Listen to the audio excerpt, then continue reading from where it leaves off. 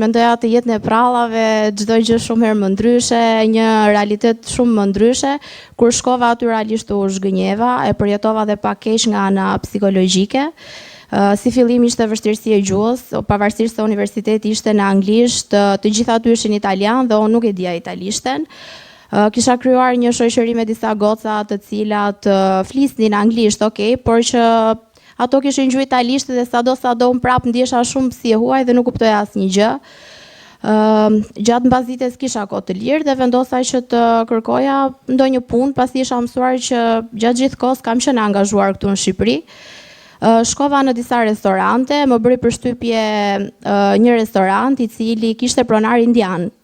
Dhe fola me pronarin, më tha për një pozicion pune me goxha orar të zgjatur dhe më tha një pak që sharake diku te 450 euro dhe kur i thash po përse kjo pak ka që ullët, ndërkohë pronari ishte indian, mua më tha po je emigrante, çfarë pretendon? Edhe që nga ajo përgjigje realisht nuk demoralizova dhe nuk është se kërkova më për punë tjetër. Mezi prita që mbarova masterin dhe së bashku me të fejuarin si çift i ri vendosëm ku të iknim në Shqipëri, në Tiranë apo në Sarandë përsëri. Dhe duke parë se Tiranën e provuam, se sa mund të arrinim në Tiranë, vendosëm që të hapnim diçka këtu në vendlindjen time në Sarandë dhe realisht na shkoi shumë mirë.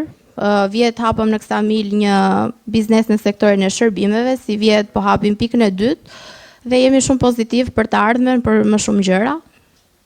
Dhe do doja shumë që të përcjellja një mesazh te të gjithë të rinë që thjesht duhet pak vullnet dhe punë mendoj, sepse edhe në vendin tënd mund të arrish shumë gjëra. Shqipëria është shumë e bukur, sidomos Saranda dhe Ksamili kanë goxha potencial.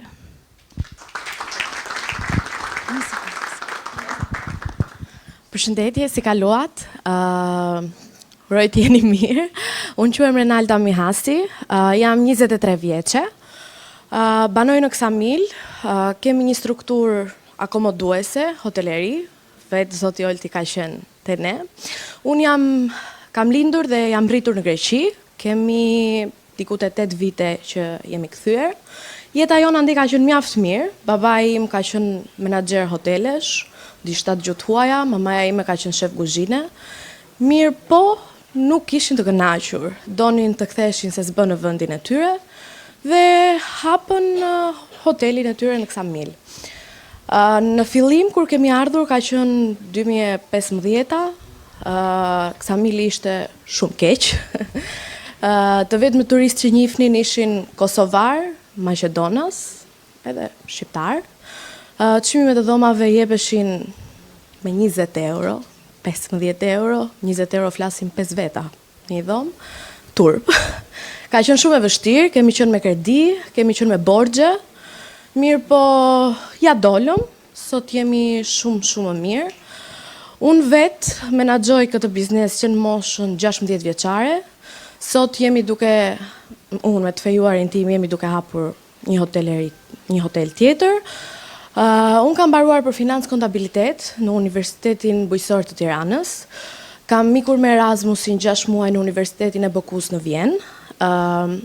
Mu ofrua vend pune, me rrogë të mirë, mirë po nuk pranova. U ktheva prapë mbrapa dhe kam shumë perspektiva dhe kam shumë qëllime për në Ksamil, por siç thoni dhe ju themi dhe të mirat, themi dhe të ligat, unë jam simpatizante dhe aktiviste, por në Ksamil u bë një plan për plazhet, siç ju përmendët, që të jenë publike, u bë një aplikim në bashki për hotelet që të aplikojnë për disa shezllone që të akomodojnë klientët e tyre. Tani unë nuk e di se si do ndodhi kjo, por në Ksamil janë duke ndodhur disa gjëra që unë dëshiroj t'i them. Këta pronar të këtyre restoranteve po bëjnë kontrata me hotele, sikur me demek janë duke i marrë me qera, dhe u premtojnë pronarve të hoteleve që t'u paguajnë taksat e bashkisë, t'u paguajnë tatime, detyrimet të tjera çfarë kanë. Një nga këto hotele jam edhe unë, erdhën një pronar X, një plazhi, një lokali, erdhi dhe më tha, Dëshirojmë të bëjmë një kontratë sikur unë e kam marrë subjektin tuaj me qira, që të aplikoj në bashki për shezllone, që mos mikin shezllonet etj etj. Ne nuk pranuam. Por janë të shumta plazhet që po marrin dhe po bëjnë. Po. Mirë, po nuk i kanë marrë vërtet, thjesht po bëjnë kontratat false për të ruajtur plazhin. Dhe unë merrem vetë me pjesën e reklamimit, merrem me çdo gjë që i përket turizmit, janë të shumta ankesat e plazheve. Më në fund kemi arritur të krijojmë një gamë të gjerë turistash nga vende të ndryshme të botës dhe është shumë turp kur klientët vinë dhe na thonë pasi kthehen në strukturë që o zoti i madh nuk kishim vend të hapnim peshqirin sepse jo të gjithë duan tulen në shezllon. Janë shumë arsye pse një turist do të hapi peshqirin e tij dhe të shtrihet në rër. Siç ndodh në shumë vende të ndryshme të botës. Unë para pak ditësh isha jo shumë larg në Igumenic, isha ulur me nën kryetarin e bashkisë. Po pinim kafe aty para Liaka, nuk e di njihni apo jo me Dimitri Dimakon, edhe po flisnin për plazhet dhe ata aty ruajnë një numër të caktuar shezllones, hapësirë të caktuar dhe do dëshiroja që si vjet ta shikonim këtë gjë. Ndryshe do jetë shumë problematik. Unë jam simpatizante dhe aktiviste siç thash, dua vetëm të mirën si për vendin ton, si për partinë ton. Kështu që kaq kisha. Faleminderit shumë.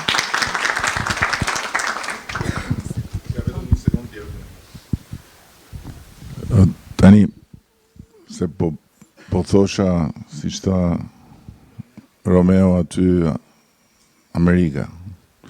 Pra është kjo lufta e vazhdueshme të gjithëve për të zënë hapësirë në kuptimin për të bërë biznes, për të fituar etj. Por është shumë mirë që e ngritet këtë çështje sepse kjo do jetë një eksperiencë e re këtë vit. Do jetë një eksperiencë e re, do jetë shumë më mirë se ç'ishte vjet, sepse është krijuar një raport i qartë midis plazheve që do menaxhohen nga strukturat private dhe plazheve publike. Bashkitë kanë marrë përsipër të bëjnë disa gjëra shumë të mira, Bashkia e Lezhës, e Vlorës, e Durrësit, e Sarandës, besoj njësoj. Saranda ka pasur plazhin publik historikisht dhe ka mbajtur këtu, por aty ku ka më shumë hapësira, bashkitë do kenë ofertën e tyre me çadra dhe me shezllonët kush nuk do thjesht mund të vëri peshqirin. Ndërkohë që për sa i përket Ksamilit, që sot është bërë trend botëror, nuk është çështje 20 veta me i dhom, 5 veta me i dhom me 20 euro, aty do më shumë mirë që na e the, nuk besoj se do funksionoj për faktin që pavarësisht se ata mund të bëjnë kontratë me hotelin, restorantet nuk mund të kenë plazhe. Kjo është shumë e qartë dhe nuk ka për të funksionuar kjo lloj marrëveshje.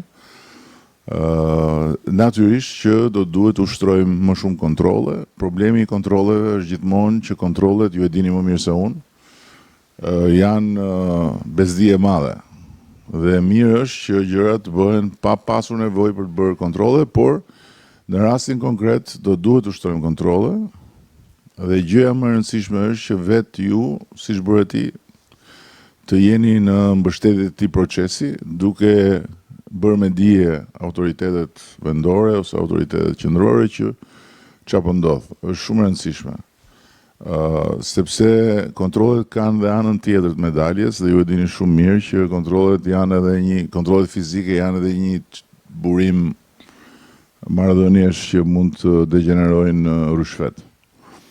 Për këtë arsye, ne po bëjmë dhe diçka tjetër që ka të bëjë me biznesin, me të gjithë ju që pasi kemi krijuar fiskalizimin, që tani të gjithë ju keni kasën që transmeton në 24 orë çdo transakcion, ne tani po krijojmë bashkë me Microsoftin modelin e inteligjencës artificiale që do bëj si tush ato që sot e bëjnë fizikisht inspektorët për të parë nëse ti e ke shkelur kasën atë butonin në mënyrë të rregullt apo ke bërë hile.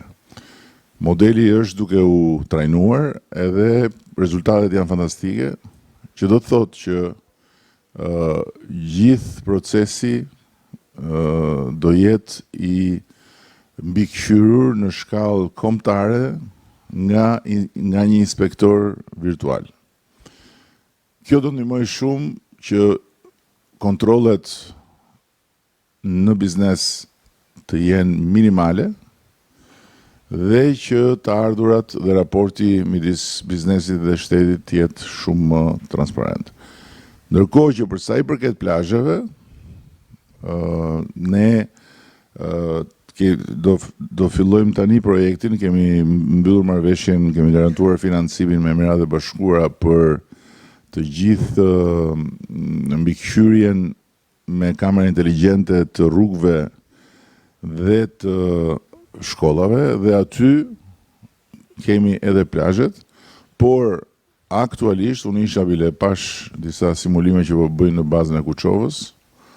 Aktualisht kemi bërë planin e mbikëqyrjes plazheve me dron dhe në mënyrë të përditshme do të marrë informacion mbi pikërisht mënyrën si administrohet hapësira e plazheve dhe po bëjnë dhe disa trajnime tjera me këta të gjeo hapësirës që bëjnë si thosh filmimin e dronit e marrin dhe e fusin në atë rrjetën e përllogaritjes hapësirës dhe besoj që sigurisht do ketë prap sfida, patjetër se aty ku sa del rregulli del dhe hilja thon, edhe shqiptarët janë njisha për të qenë kreativ në raport me rregullin, por jam i bindur që jetë shumë mirë se çfarë ishte dhe faleminderit për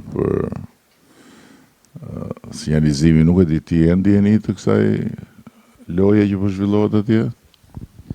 Tani kryeministri Ksamili ka specifik tjetër se është ndoshta nga të vetmit plazhe në Shqipëri që është i gjithë i krijuar dhe ndoshta nga të vetëm pakta vende në Shqipëri që në anë të detit nuk është se ka hotele, kështu që është pak specifik ndryshe. Ksamili ne kemi diskutuar me ministrin që duhet të trajtuar pak ndryshe sepse për nga natyra se si është ndërtuar se ka natyral, kështu që është i krijuar, investuar nga njerëz private dhe ndërkohë dhe plazhi deti nuk është për shkak hoteli nuk është afër detit, në plazhit. Është shumë larg, edhe nuk e gjen dot kush është vije parë, vije 2, 3, 4, kështu që